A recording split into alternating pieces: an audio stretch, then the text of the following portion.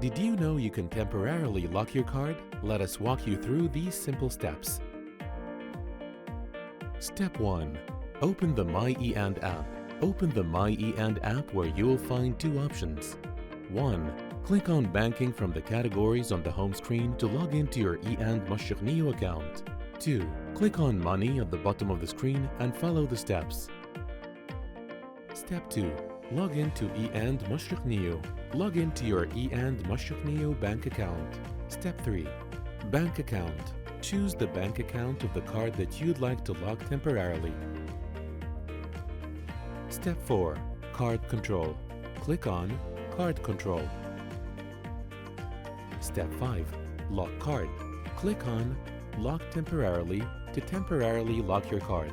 Now, your card has been locked successfully. To unlock your card, simply click Unlock Card, and now you have unlocked your card to use. That's it. Happy banking!